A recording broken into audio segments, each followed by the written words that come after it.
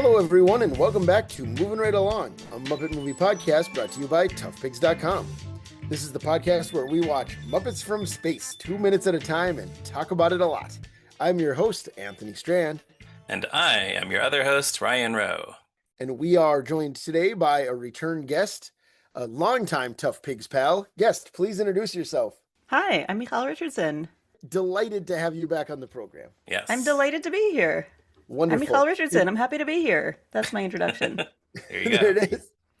And you are joining us for minutes 47 and 48 of Muppets from Space. And incredibly, in these 2 minutes of this movie, all that happens is that the Muppets enter the COVNET facility. Yeah. They inch their way on in as though we are watching them in real time. There's some subterfuge. There's some trickery. There's some sneaking around. They do some stuff. That's a generous way to talk about it. There have been some clips in this movie that we've talked about where we've been just really impressed at how much happened, at how much they crammed into 2 minutes of the movie. That's not the case with this 2-minute clip, unfortunately. This one is kind of like opposite of that. Yes. So here's what happens first. We start with an establishing shot of the cement factory, and then we see a security guard. And the security guard is played by movie star Ray Liotta. Ryan, who is Ray Liotta? Who is Ray Liotta? He was an actor. He was active, actually very active. He has 125 acting credits on IMDb from the 80s until he passed away a few years ago. Well, he was one of those guys. So yeah, in the 80s and I mean, I don't know about the two of you. I wrote down Field of Dreams, Sure. Goodfellas, yeah. And Operation Dumbo Drop. Yes, Operation Dumbo Drop, of course. Those are the three movies I always think of him from, outside of his Muppet appearances. This is the only credit of his that I've seen. Well, I've only seen his Muppet appearances, which is also, probably why you guys brought me here this week. Sure. Interesting. For whatever reason, I would have pegged you as someone with Karina thoughts. So Karina, I recently saw for the first time, and it's so charming. I like that a lot. Yeah, a lot of fun. I'll add it to my list right now. Sure. Yeah. But you said he had 125 credits. He was one of those guys who had like the real movie star phase of his career, and then the like appearing in a lot of red box movies phase of his career. Yeah, but he also, I think we continued to think of him as a movie star even during that phase, because then sometimes he would show up as a guest star on a TV show and it would be, oh, wow, there's Ray Liotta. It was, he didn't seem like somebody who was past his prime. That's true. And I mean, we're gonna see him again in Muppets Most Wanted, of course, on this podcast. Yes. Yeah, one of only a handful of repeat Muppet movie cameo stars. Right. I also wanted to mention that he's in Heartbreakers, which is a very silly but very entertaining comedy. You know what else is a very silly but entertaining comedy that Ray Liotta is in? Are you going to say Muppets from Space? Something Wild. Jonathan Demme's Something Wild. Yeah. He's great in that too. He's terrifying. He's like somehow funny and genuinely terrifying. Yeah, when the movie suddenly becomes a different genre halfway through, everybody should see that one too. Great movie. But the other thing I want to say about Ray Liotta here is, Ryan, did you write down the stuff they say about him in the commentary track? No, I don't have any of that. Okay, so in the commentary track for this, Gonzo and Rizzo go on a long tear about how Ray is short for his full name, Ray Leon Lee Liotta, and they just kind of like riff like that for a while. Okay. It's like, it doesn't really mean anything, but it makes me laugh, and I think about it every time I ever see him. Sure. Yeah, I don't remember that, but that is, I mean, that commentary is really just Dave Goelz and Steve Whitmire making themselves laugh, I think, or, entertaining themselves. Yeah, for sure. But in this one, he plays Gate Guard. Somebody had to. Is that his character on Muppet Wiki? I'm going to double check. I meant to write it down. I don't know, but I did write down that in Muppets Most Wanted, his character's name is Big Papa. Big Papa, yeah. One of the prisoners in the Gulag. Apparently, Gate Guard is indeed how he is listed. So what is Gate Guard doing? He is sitting at the security gate in his little hut. And we see him just sitting there. Exciting, thrilling Mhm. cinema. We see Ray Liotta sitting there, Action and then we packed. wrap focus to behind him. A bush sneaks across the field, and this is kind of like the haystack in Follow That Bird because it has Muppets in it. Yes, no, it very much is. It reminded me of that immediately. I actually didn't remember this gag. I've seen this movie several times, but watching these 2 minutes, I had no memory of the walking bush. Even though it goes on forever. I know. There is we like see it so many times sneaking behind him and he'll look and then it'll stop and then it'll move when he looks away. It's Yeah. a lot. They change their mind. They move out of his line of vision, and then they move back into it when they've Yeah, just they decided changed they're directions. I don't know what the point of that is. yeah. Yeah, it's silly, but I mean, on the one hand, it As doesn't opposed make to the any rest of this sense. movie, which is very serious. Right, that's what I mean. It's like, does it need to make sense? I don't know. But But does it it's make when sense as a it joke? says Also, something you no. don't remember it because it's not like this is funny. It's not like it's actually funny. Right. It's just something. It's just we're just filling time. Yeah. Yeah. And even when they then pop out of the bush, like one little Muppet at a time, 5 Muppets pop out, and then Animal pops out somehow next to the bush instead of being hidden. And they're all like, oh, Animal. And like, it's cute, but it's not a joke. That I like though, actually. That sort of almost redeemed the whole thing for me. Just seeing them one by one pop their heads up from behind the bush or inside the bush, I guess. It just feels like one of those old kind of like a Three Stooges way to Yeah, yeah, like stage looking from this. inside a doorway. Exactly like that, Mhm. yeah, which I'm always a sucker for, especially, like in modern comedy where it's such an old-fashioned gag, but to see it in something newer Yeah, is I just like the commitment to the bit. yeah. It's Sure. cartoony. When it matches the soundtrack, it can be cute. And then I just have so little patience for this movie. Yeah. Sure, reasonable. And so after they pop out of the bush, and we should note for the sake of completeness in this order: Fozzie, then Piggy, then Kermit, then Pepe, and then, as you mentioned, Animal kind of out in front of it. Kermit motions for him to join them behind the bush, and then Animal says, "Sorry," as he was saying a lot around this time. Yeah, that's one of his catchphrases. Yeah, it's like sorry is to Animal as I don't have to take this. I'm going home is to Steve Urkel.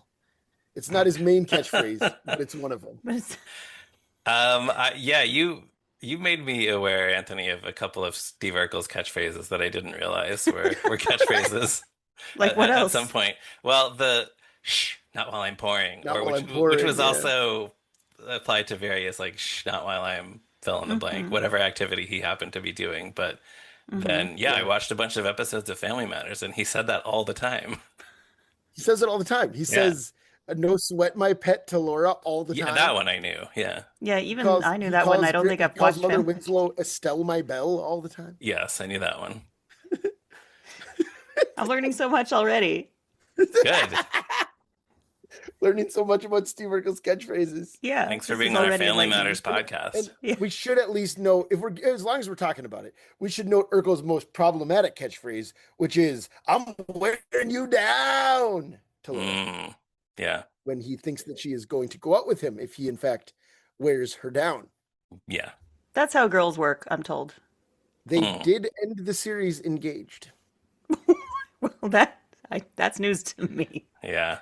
Urkel was in space and he was gonna this is true, and then he was gonna come back and marry Laura, but the series ended on a cliffhanger. He does not come back from space and they do not get married. But Myra was right there. I know Myra's adorable. Yeah. And And Myra really liked him.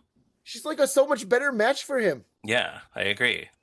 You know, they do that on TV where it'll be like, we got to keep the couple apart. Or Steve and Laura should never have been together in the first place. But like, they'll do that. Like I always think about on The Office when they introduced um, Rashida Jones as Karen, Yeah. who actually kind of seemed like a better match for Jim than Pam was. She did. But, Yes, she was a very likable character. but they can't let that stand. So then like they have to break up and she leaves, Yeah. Hmm. Anyway, TV, whatever. We're talking about cinema. We're talking about the pictures on this podcast.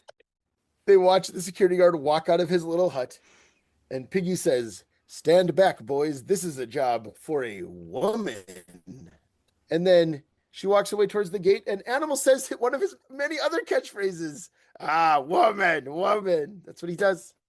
He says it. Yeah, Animal is into Piggy in this movie because when she came into the basement in Muppet Labs with this outfit on, he was like he really reacted to it like ah. So yeah, this is Animal is really I guess noticing Piggy in this movie. Seeing her in a whole new light now that she's on TV. Maybe that's it. Yeah. That's right. That's right. He saw her on UFO Mania Live.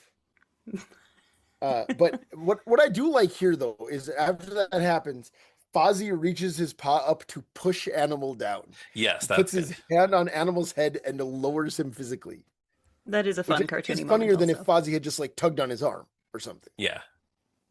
He's a much larger puppet, so it's like Oh, yeah, I like was thinking a minute ago. I guess they pop up from behind the bush in size order, don't they? Because Fozzie's the biggest and Pepe's the smallest. no, I suppose so. The Yeah, and four then of them, Animal's the yeah. outlier. Right, Yeah. yeah. But so now Piggy is in fact going to go deal with this using her feminine wiles. She walks up to Ray Liotta to gate guard and says, "Hello, what's a nice man like you doing in a guardhouse like this?" And then Ray Liotta says something that has the cadence of a joke, Mm, which is, "I'm buffalo hunting. What does it look like I'm doing?" yeah. I mean, it's words. He said them. It's words. Of course, the buffalo, the American buffalo, the bison was almost hunted to extinction, so there's nothing funny about that. That's true. That's true. So what were they thinking? I don't know. I don't know what they were thinking. Yeah. I mean, if you're guarding a villain's cement factory, maybe that is something that you're wishing you could be out doing. Like, Like, he'd man, probably true. rather be, yeah, he'd rather be buffalo hunting. that's what it It's says on true. the back of his van. I'd rather be buffalo hunting. I'd rather be buffalo hunting. My other car is a buffalo that I hunted. I feel like Ray Liotta's native New Jersey accent really comes out here because he doesn't say buffalo hunting. He says buffalo hunting. I'm buffalo Ah, hunting. What does it look like? huh. And anyways, but what I really like, when I say I like this, I don't like this. But after he says that, this is a restricted area, lady, you got to go. We cut back to Kermit in the bush. So Kermit can say, "Oh no." So the children in the audience know this is bad, that Oh, Ray Liotta is asking Piggy to leave. you think that's why it's there? I don't know why else it would be there. It Hmm. felt So like a he's like, weird make little sure that we ad know this lib. is not what Piggy wanted. It seemed like just a strange, like somebody pointed a camera at the rest of the Muppets and said, "Oh, you need to react to what's going on," and Kermit just said, "Oh, oh no." Yeah, It right. felt a little off the cuff, like Hmm. he was on a talk show and didn't know what to do with his hands. It's something. It's something for Yeah, Kermit to say. right. But then Piggy says, "Look deeply into my eyes and tell me that you want me to go." And I actually do enjoy the physicality of Ray Liotta leaning increasingly close to Piggy's face as he says, "I want you to go. Understand? Now." Yeah. It's a nice bit of business. I'll give it And that. yeah, so it's interesting that Piggy apparently thought that she could just charm her way in through the gates without any assistance, without any tools. And then when he does the "I want you to go," she kind of makes the closest thing Piggy can do, I think, to Kermit's scrunchy face, because she Yeah. kind of squishes her snout down into her lower lip or whatever part of her face that is. So that's a nice little puppet move. Yeah. And she kind of, as she does that, she awkwardly mutters, "Okay," and turns around. And then she turns back around and sprays him with the mind mist that Bunsen gave her earlier in this movie. Chekhov's mind mist. There it is. I like the sound that happens when she. Well, so the first thing we hear when she pulls it out is like a movie sound effect when somebody pulls a sword or like a knife out of its. Like she's unsheathed this mist bottle. Yeah, that doesn't make sense, but that never makes sense because usually it's like a sword being removed from a leather. Uh, what do you call those things that swords go in? Sheath. Sheath. A sheath? Okay. Yeah. But here it also doesn't make sense. But then when she actually sprays it, There's kind of a sound effect like somebody breathing or sighing heavily. And then there's also this sort of almost kind of wind chimes type sound effects. So they're really selling the effects of the mind mist with the sound effects here. Yeah, it's a spray sound and it's a magical sound. And they do this little like glimmer around Ray Liotta's face. Yeah, Yeah, it's this little CGI mist effect. And right. that got to be CG, right? I think so. I mean, it wasn't puppets. It wasn't little puppet pieces of glitter. No. Yeah, but I didn't know. I mean, it could have been like, double exposure or whatever, like on Star Trek The Next Generation when they did the transporter by swirling. Oh, You guys ever see that Reading Rainbow where they take us behind yes. the scenes of Next Gen and they do the transporter by like doing glitter in like swirling water? And that's Yeah, how they they did put it it in down. real time. Yeah. Yeah. But no, I think by 1999 it's a CGI effect. Yeah, it sure looks like it. Yeah. Yeah, but it works. Yeah. Yeah, I think it's fine. I think it's cute. I think it really does help. And it works on Ray Liotta. I mean, Gate Guard. Gate First name Guard Gate, says, last what was name I Guard. saying? First name Gate, last name Guard. Piggy says, you said you were going to open the gate. And then she does her little ah, ha, ha, ha, ha, laugh. Her like famous, I'm in an awkward situation and I'm Miss Piggy catchphrase laugh, catch laugh. Catch laugh. Mm-hmm. And then it works because then the gate guard does this huge open mouth Tom Haverford smile and then says, open the gate, open the gate, of course, open the gate. And he does. And then they all walk through it. The Muppets are all going into COVNET. Their dream achieved. They did it. And that's the end of the movie, right? They made it. That's how it ends. 5 Muppets walk triumphantly into a block of cement. The end. The end. Directed by Tim Hill.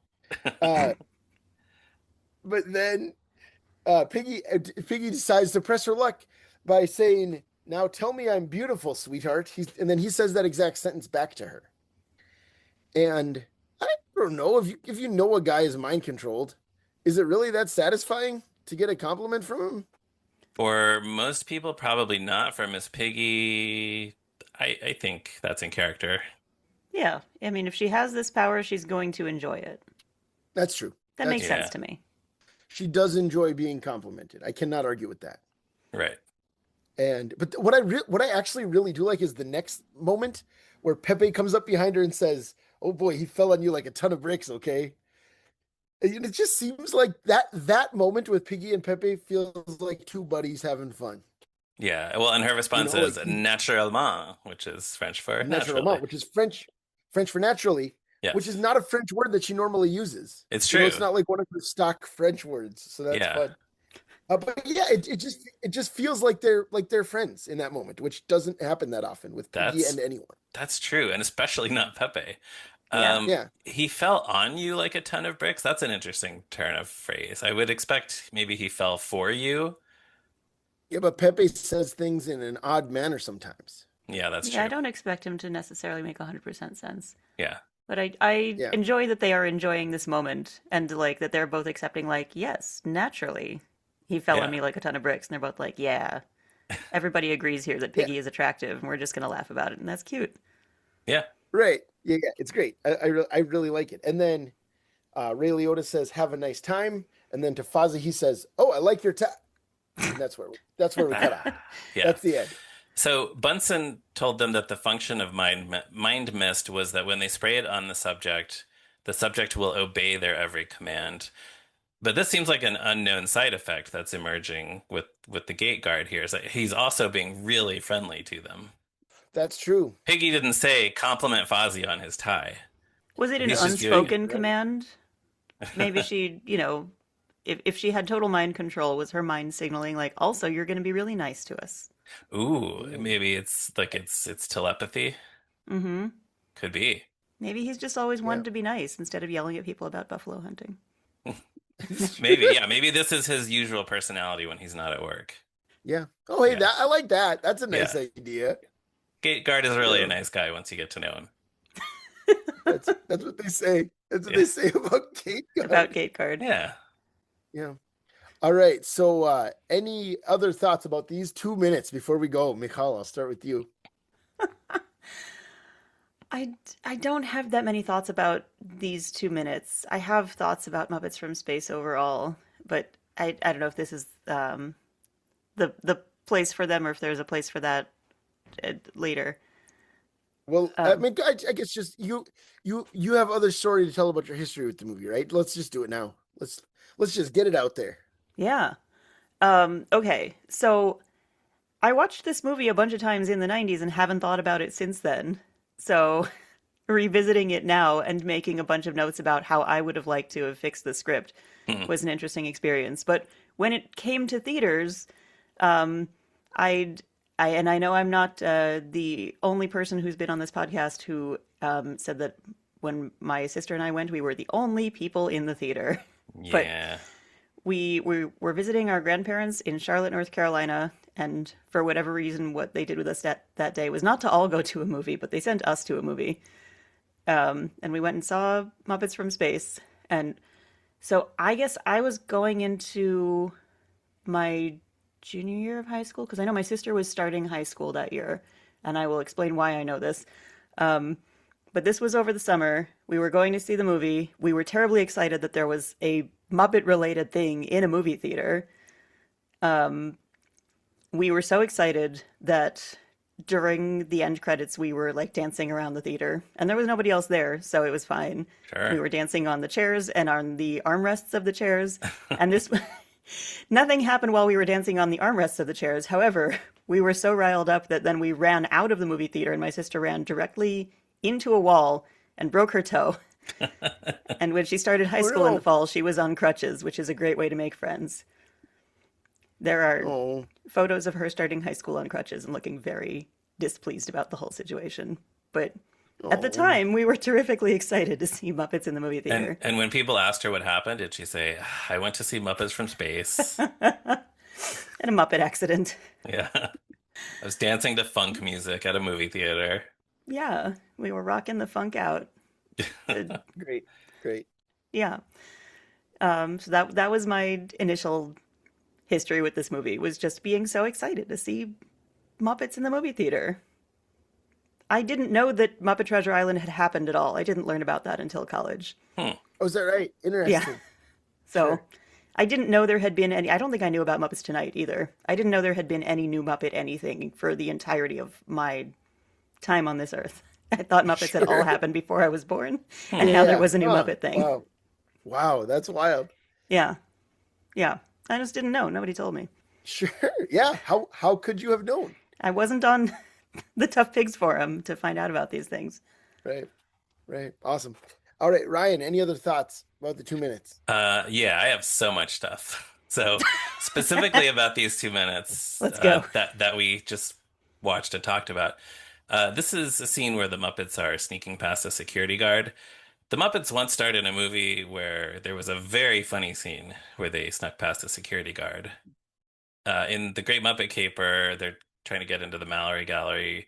Kermit and Fozzie pretend to be the Pizza Twins. That scene is a series of jokes that work because it's just one absurd development after another. Like they suddenly have these matching Pizza Twins uniforms, and they're talking to the security guard and trying to insist that he ordered a pizza, and going back and forth with this sort of like Chico Marx style, just absurd double talk dialogue, and then it becomes more and more obvious that they're not supposed to be there, but the guard never catches on, and it's just you laugh through that entire sequence. Yeah, it's So great. it's unfortunate that you get here to a similar kind of, the Muppets are trying to accomplish something similar in this scene, and it's just kind of not anything. It's what do we do? How do we get past this guy?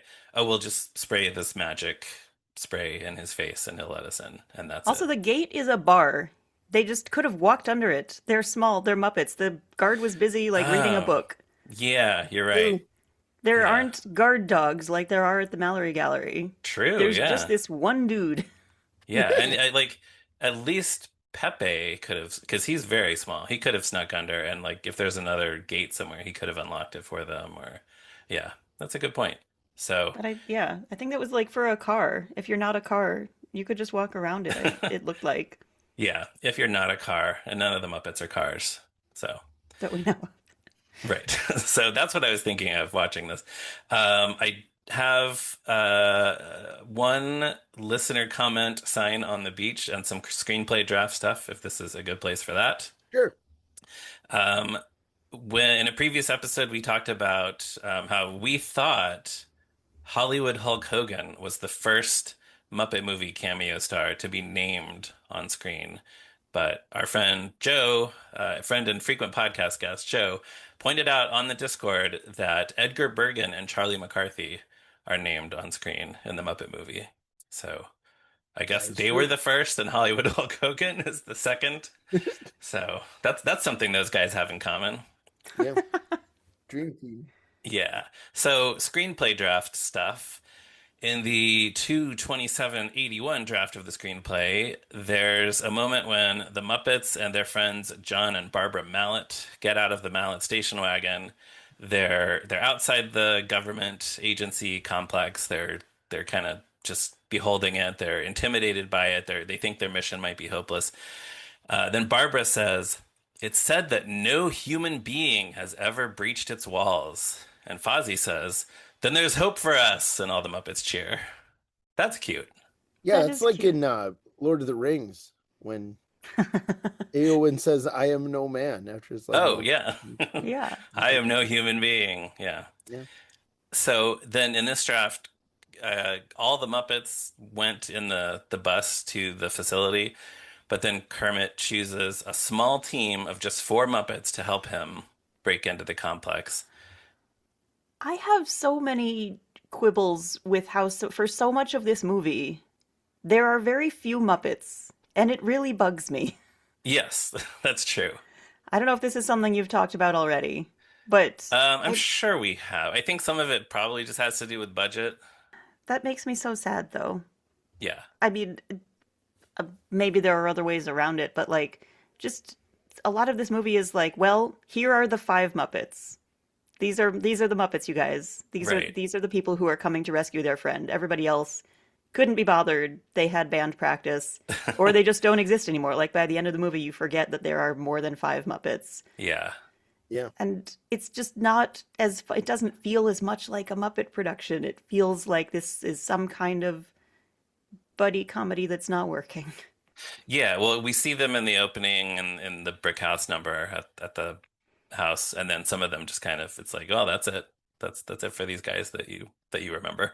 Yeah, the Well, Mayhem it's has a gig today. Never see Yeah, him again. right. right, right. Well, it's interesting because the other one that kind of does that is Muppets Take Manhattan, right? Where they Where split them up, they yeah. split them up, and it's mostly just like Kermit, Piggy, Rizzo, and the other rats. That's true. Like for a lot of it, there's not that many, but it ends with we need more bears and dogs and chickens and things. Like the ending of that movie is we absolutely need everybody back, and that's Yeah, Everybody it's gets a together, yeah. they end with together again for a Exactly. yeah, reason. right, right. Like there is emotional resonance there, and Hmm. I keep waiting for the emotional resonance in Muppets from Space. And yeah, I had so many thoughts about like how I wish they had handed me this screenplay so that I could have rewritten it for them. I don't know if I could have saved it, but I feel like somebody could have saved it with a rewrite. With like there is room for emotional resonance and it is unfulfilled. Like even from the very first scene, I was like, I hear there is a place for Gonzo to have aspirations that he's not able to fulfill, that like there are reasons that he could feel out of place instead of just like waking up from a dream and suddenly feeling kind of sad. Like it just comes out of nowhere and then the whole rest of the movie comes out of nowhere. Yeah. So like, what did you Yeah. have an idea for what it should be? I mean, Because I think you're I onto something.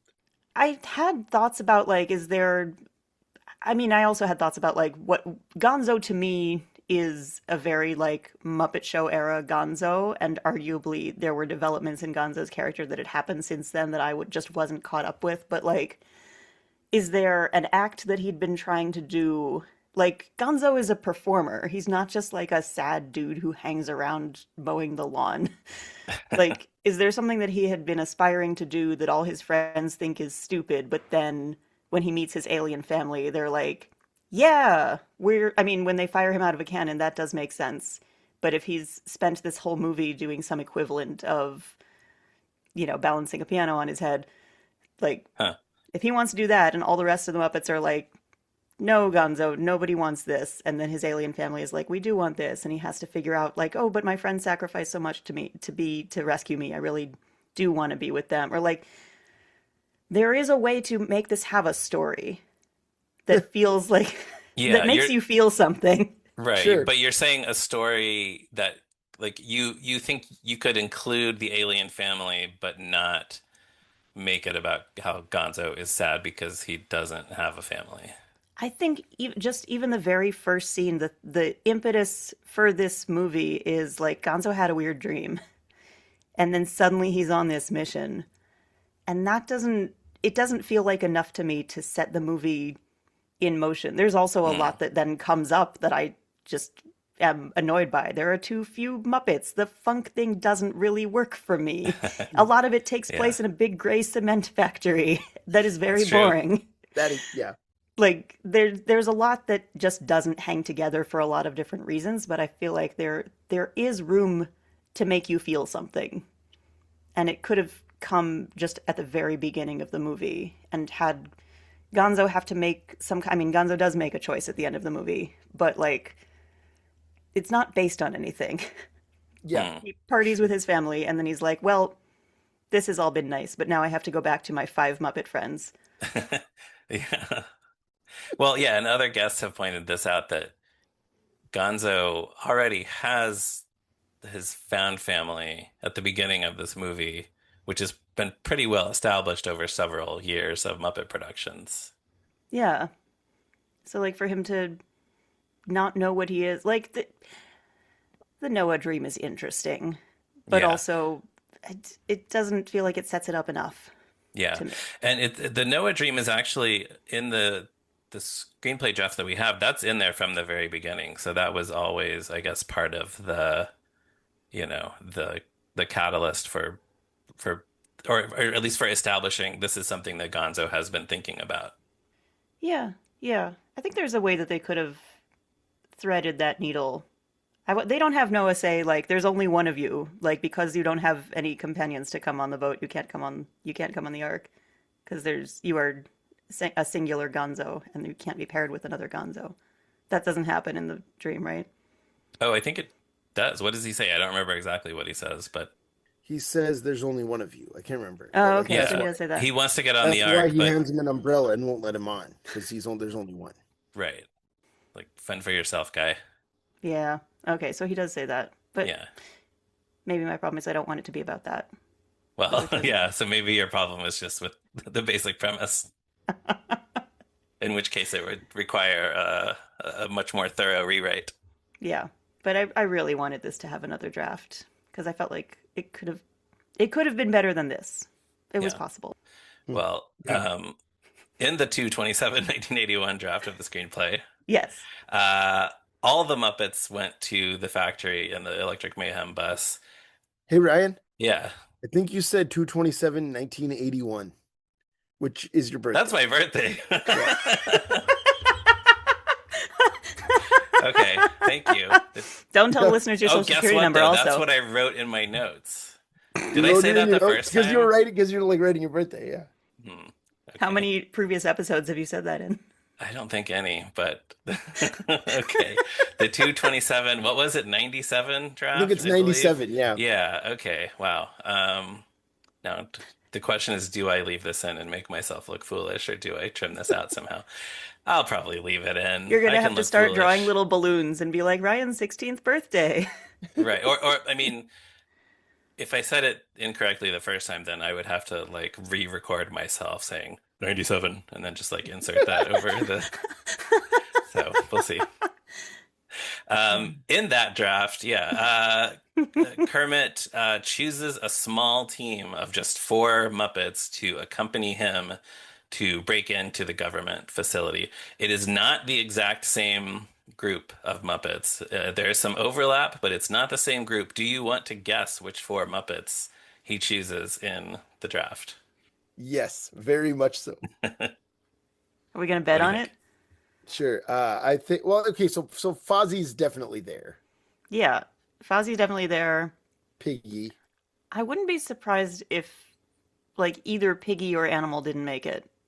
Yeah, Like, sure. Do you So, want me to tell you if you're correct so far? sure. sure. Fozzie is there. Let's say Piggy isn't. Piggy is there. Piggy Hmm. is, but Yeah, so not that's two of Animal them. Not Animal. and not Pepe. Not Pepe. Okay, so it's um Clive Coenga And who else? and Clifford, just uh hanging around. Droop. Clifford is correct. What? Yep. Yep. It's the Muppet SWAT team, Kermit's selected few. And it's Fozzie, Piggy, Clifford, and Beaker. Okay, huh. Yeah. Huh. Because he's on all the merchandise. I think it's And just because Beaker and is one of those characters that people love. and Yeah. honestly, it would make sense if Clifford had a bigger role in this movie than he does. It does seem like in these earlier drafts they were pushing Clifford more as a character, and then they kind of, I don't know, they decided Pepe should have a bigger part at some point. You know, the places I did laugh in this movie were the random lines they gave to Pepe. Yeah, Sure. Some of those just worked because they were so bananas, and that was right. fine. Yeah, I mean, this is where he becomes a star, really, in this movie. So, the Muppets need tools. So Kermit has everyone empty their pockets. This kind of turns into the scene earlier in the movie where the Muppets are all volunteering what they have on hand. Hmm. In this draft, they have comic books, gum, a fish, a half-eaten apple, three yo-yos, Necco wafers, and a biography of George Bush. How about that? That's funny, Okay. but could be funnier. It kind of seems like Jerry Jewell thought, oh, remember when we had that Henry Kissinger book in the last movie? That was funny. Let's do something like that again. Yeah, it's true. But what else is in the pile of stuff? They have Acme Vanishing Cream. And Bunsen reveals that it's an invention commissioned by a fellow named Wile E. Coyote. He says, nice chap, but very two-dimensional. Huh. Yeah. How Yeah. strange. Yeah, I think that's that's a good thing to delete from the movie. Also, I cannot stress this enough. Is it if it's the Wile E. Coyote who's in Bugs Bunny cartoons? I guess he's a super genius and he does invent things. But Yeah. the Wile E. Coyote who's in Roadrunner cartoons doesn't invent things. He orders them out of the Well, catalog. no, the implication is that Bunsen invented it as a like Wile E. Coyote commissioned him to invent it. Oh, Is yeah. Bunsen the inventor behind the Acme catalog? Well, yeah, I think maybe that's another good reason to cut it because it leads to too many questions. Are all these Hmm. Acme products being manufactured by Muppet Labs? Yeah, I don't know. I kind of want them to exist in the same universe, though. Yeah, it's kind of fun, honestly. Yeah. Well, the Muppet Babies were side by side with Bugs and Daffy and Cartoon All-Stars to the Rescue. A special a special where Bugs Bunny has a time machine and says, "I borrowed it from some coyote." So Oh, yeah. there you Okay. go. Okay. Yeah. Um, yeah, so I'll come back to that part about the vanishing cream. But then also, finally, there are a few lines of dialogue in the drafts that are present across more than one of these drafts, but they're assigned to different characters in different versions of the draft, especially as they reduce this rescue mission team to just a small group of Muppets. A few episodes ago, I mentioned a part where the characters had to walk to the government facility because their car broke down. In that scene, Floyd said, loved the hot sun, loved the rattlesnake family. So in a later draft, that line was assigned to Clifford. And in a later draft, that line was assigned to Pepe. And then, of course, it didn't make it into the movie at all. Was it Huh. a joke? Um, they're talking Did about it survive so many drafts because it was funny to somebody? well, they're talking about like how they finally made it. They're here, and too bad the car broke down. It's the car ran out of gas is what happened. And then their Uh-huh. friend John Mallet says, "Oh yeah, sorry about that. I always forget to look at that little needle thingy." And I think Kermit maybe says something like, "Oh, no problem, don't worry about it." And then Right, we love long Floyd walks in the hot slash sun. yeah, Floyd slash Kermit slash Pepe. I mean, Floyd slash Clifford slash Pepe says, Yeah, loved the hot sun, loved the rattlesnake family because they've had to walk the rest of the way. And stop and have So tea with the rattlesnake family. Mhm. I guess so. But Whole family. it's Yeah. weird to think that a line could be interchangeable from Floyd. I mean, Floyd to Clifford I can see, but Floyd to Clifford to Pepe is more surprising. And then another one is when Kermit is telling all the Muppets they have to be brave and face the danger. And in an early draft, Clifford says he didn't know there would be danger because he thought this mission was just going to be like picking up Gonzo from the bus station. But in a later draft, that line is given to Fozzie. So again, Clifford and Fozzie, characters are supposed to have very distinctive. I always forget how to use which one, but Both. voices. Yeah, They both should of be those distinct from things. each other, and they should be distinctive and memorable and unique. Yeah, each character should have a unique way of speaking. So it's weird to think that they thought a Clifford line could just be given to Fozzie instead. I could hear that line being delivered differently and distinctly by either Clifford or Fozzie, though. I Yeah, I can hear how guess. each of them would say it. Yeah, I guess so. Maybe More if you Fozzie, I think. reworded it. Yeah. Yeah. But that finally is all I have. All right. Thank you. So we talked about your history with the movie, Michal, but we did not talk about our other question. What is your favorite sci-fi movie or show or other property? Man, I have been struggling with this. Because I'm trying to think of a sci-fi related thing that I am a fan of besides Firefly. So I might just have to say Firefly with an asterisk, but like people have shown me their favorite episodes of Doctor Who or Star Trek or whatever.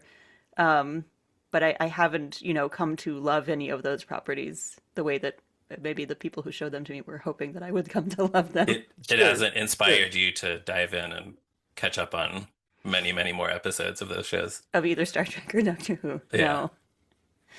No. Sure, But yeah, I'll say Firefly with an asterisk. sure. Yeah, good answer. I'll go ahead and plug that you and I recently discussed a sci-fi classic on your podcast, We sure did. Muppeturgy. We talked about the Star Wars Holiday Special. And Anthony was perfect. He was like, "I'm sorry Thank that I'm you. talking about my kid's response to this so much." And we were like, "No, no, this is what we want. We love that your kid Yeah, loves this." Miles had a lot of thoughts about the Star Wars Holiday Special. So if you want to hear that, go check out that recent Muppeturgy episode. Yeah. Yeah, yeah. And I should say that we are still making Muppeturgy episodes, even though we have finished watching all of the Muppet Show. No, we're not moving on to Muppets Tonight. We're moving on to other weird adjacent 70s and 80s mostly. Weird adjacent stuff that we watched sometimes in preparation for individual Muppet Show episodes when we encountered a strange episode of television or a strange movie, or Adam watched some kind of made for TV movie starring a bunch of a very random collection of 70s stars and was like, we're gonna make an episode about this someday. So now we're making those episodes. Yeah, I I recently love made it. everybody watch the movie Out to Sea from I think 1997. The Jack Lemmon Walter Matthau movie. Yeah. Oh yeah, And yeah. Diane Cannon and Rue With McClanahan and yeah. Donald O'Connor. They're just all there dancing around. It's weird and lovely. Yeah, it's true. Do Yeah. you know when that's coming out? Will that be out when this drops? That Which is episode might be out. When is this dropping? looks like February 17th. Yeah. Um, so as far as I can tell from looking at our schedule now, our episode about Out to Sea will release the same week as this episode. Oh, So you want to hear me talk about how taken I am with how Diane Cannon looked in the late 90s because good golly, she Yeah. was very striking in late middle age. Holy awesome. Awesome. I I actually saw Out to Sea on a cruise ship, which added another, that was a whole other level of I've never seen I got to experience. watch it before I listen to your episode because I've never seen it. You should definitely watch it. It's not good, but also there's suddenly Donald O'Connor showing up and dancing. Sure, which speaking of things my son Miles loves, he's a big Cosmo from Singing in the Rain guy. So, Sure. I love that for him. Yeah, he would probably enjoy watching old Donald O'Connor. Hmm.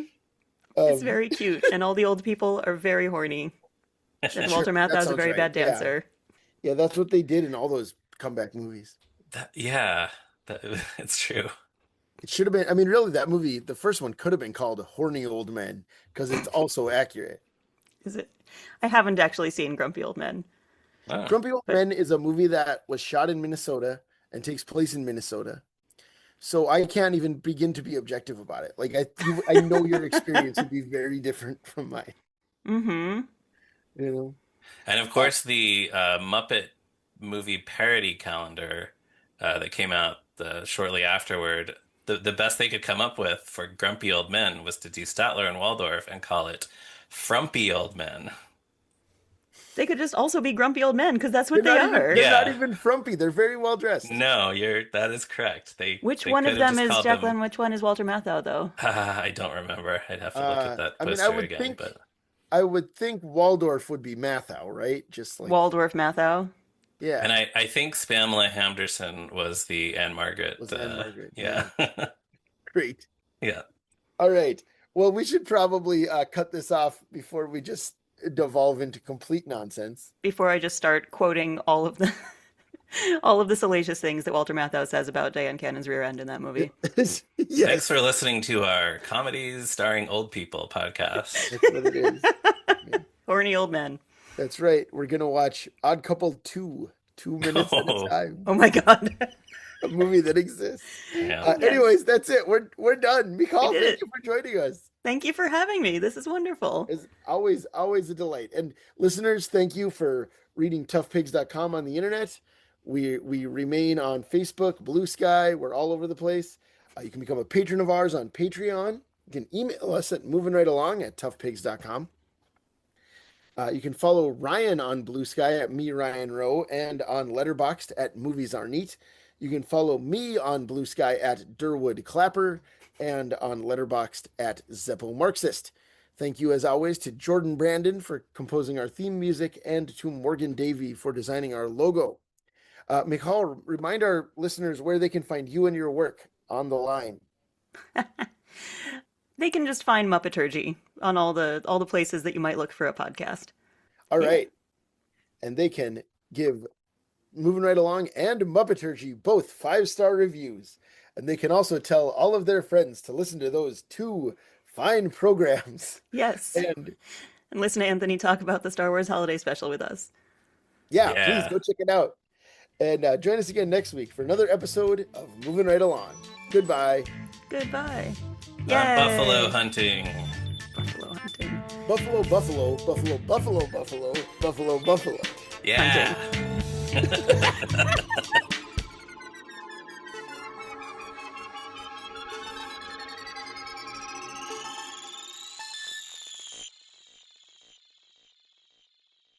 So, screenplay draft stuff.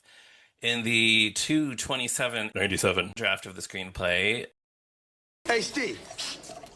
I'm Mari.